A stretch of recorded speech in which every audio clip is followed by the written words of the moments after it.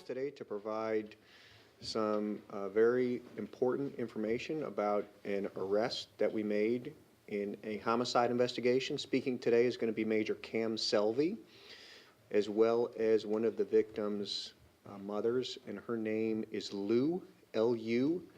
Last name is Prudhomme, P-R-U-D-H-O-M-M-E. With her here is her husband, Al Prudhomme, as well as one of the victim's father, Jeff Crawford. So to give you a little bit of backstory, a little bit of background on this investigation, because I know most of you were probably not here, back on the early morning of March 24th, 2008, an officer was flagged down by one of our citizens who said that he believed there were a couple of deceased individuals in an apartment on High Meadow Lane. Officer took this gentleman down, who showed them where the residents were. We knocked on the door, did not get an answer. We entered the apartment and located 4 individuals deceased. Major Selvey is going to provide an update from this point forward. Major Selvey. Thanks, Brad. Good morning. Thank you for being here. Like Lieutenant Koch said, this offense occurred in March of 2008, so almost 11 years ago. Officers were dispatched to High Meadow Lane in response to this call for service from this individual, and they located these 4 victims: Andrew Babyak, Timothy Stone, William Royster, and Cherilyn Crawford. I'm very pleased to tell you that yesterday the Homicide Cold Case Unit charged Dominick Daise with these murders. This is still a very active investigation. We have a lot of work that we're still working on with this. We firmly believe that Mr. Daise did not act alone. Our detectives, like I said, they're continuing to work on this. I want to take this opportunity, while we celebrate the good work, celebrate the fact that we're able to bring this case a little closer to a full closure. I want to encourage members of the public who may have some information to come forward.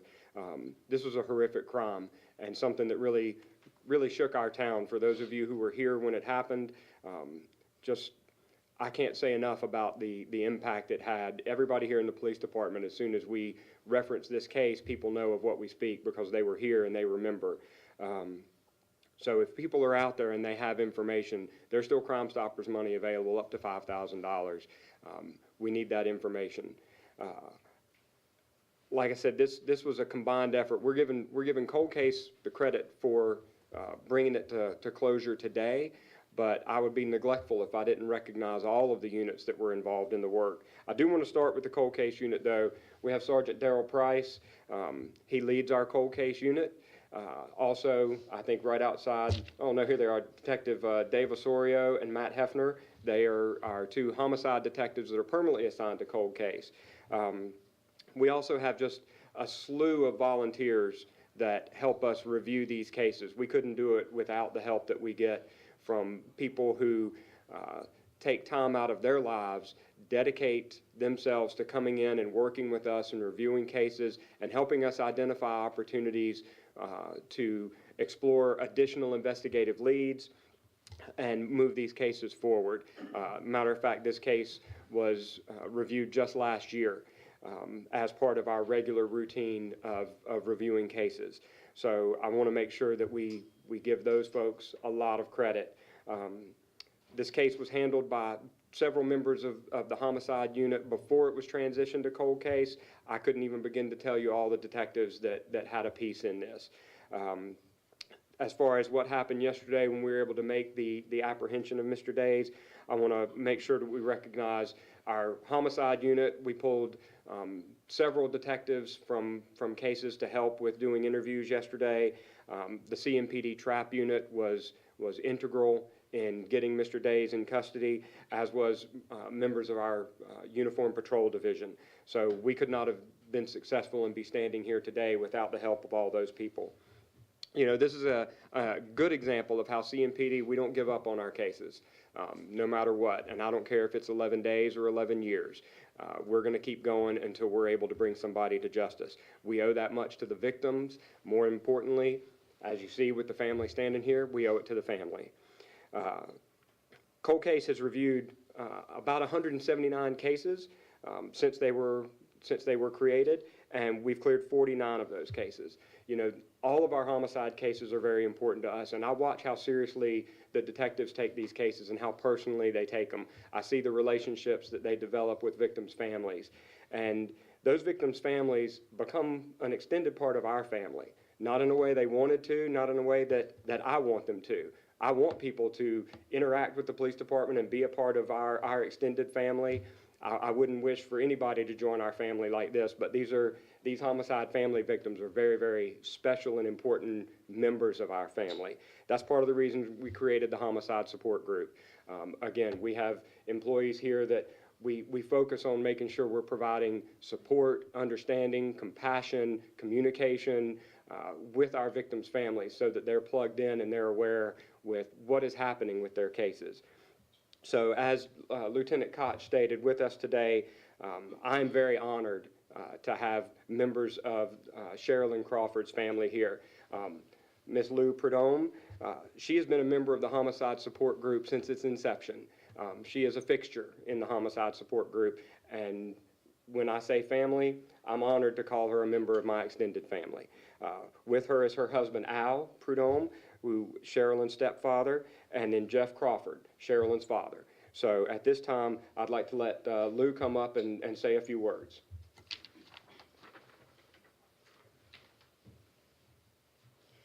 Thank you very much. This is obviously a day that we're grateful for and that we've waited 11 years for. The police department did become my extended family. They have treated me with utmost respect. They have been with me every week and every month for 11 years. They have shown me that I could trust them, I could have faith in them. They were working diligently to solve this case every month of every year. Grateful is the best word I can come up with right now. Utmost gratefulness for all that the original detectives did and all that the cold case has done. It was very devastating to our family. This affects many, many people, and we want to shed light on just how devastating it is to a family. For me, I was not out very much at all for 8.5 years. And slowly I became more active in the bereavement community, trying to help support others. It's been very, very difficult. It's something that doesn't go away. It's going to be a lifelong journey living without Cherilyn. And I just want to thank everyone today.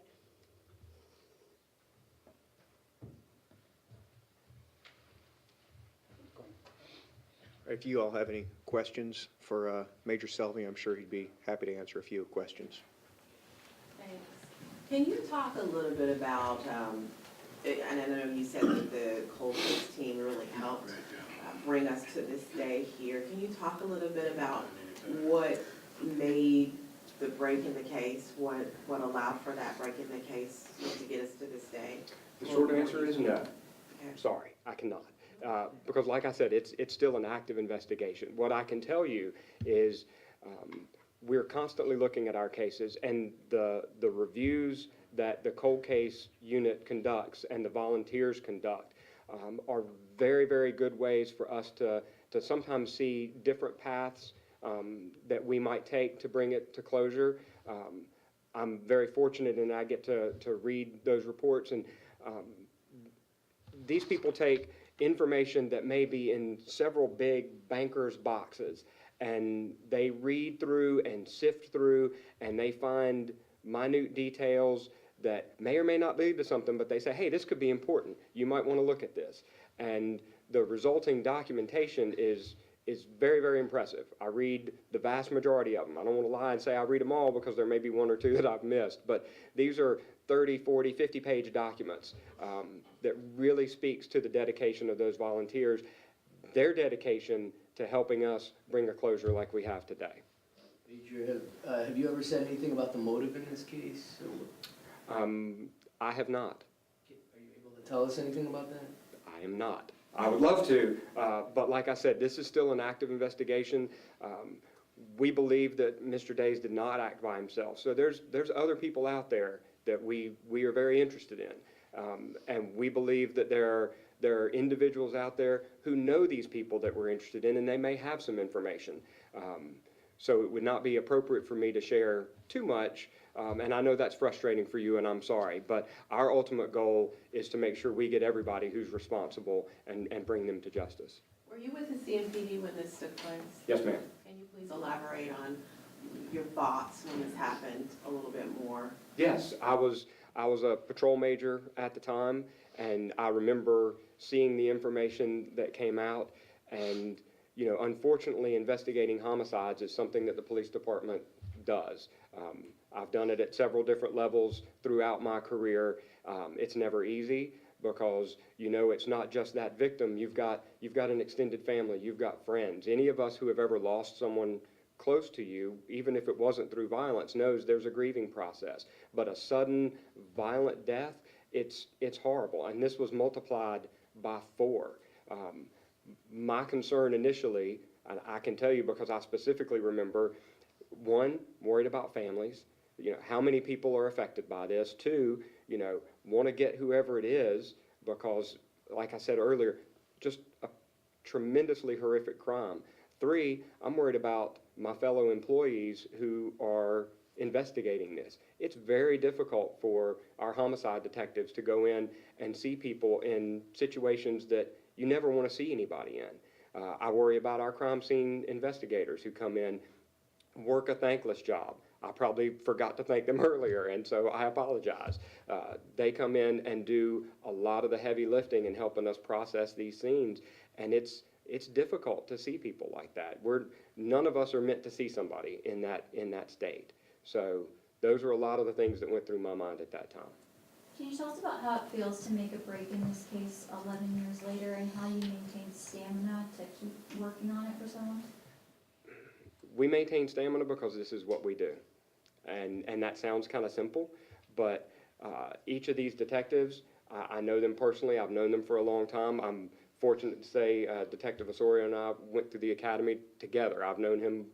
We've been friends our entire career. I know what kind of person he is. I know the dedication that he brings to this. Police work is a calling. We're all called to take on the responsibility to serve the public, to put that badge on, and put it all on the line. Detectives, they answer a separate calling.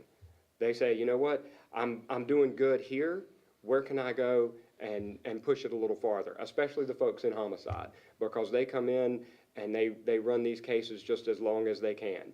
You know, sometimes they come in and they're at work for 24, 36, 48 hours and they're able to make an arrest.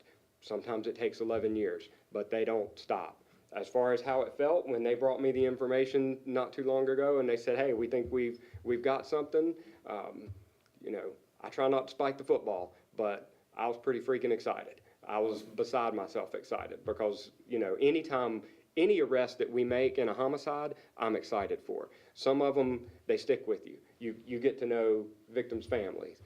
I've been fortunate enough to meet Lou through Homicide Support Group and hear her story in some of our meetings, and to be able to know, and I told her earlier, when I knew we were going to be able to make an arrest in this case, she's the first person I thought of. I said, I cannot wait for somebody to be able to share this with her, because that's what it's all about at the end of the day for us.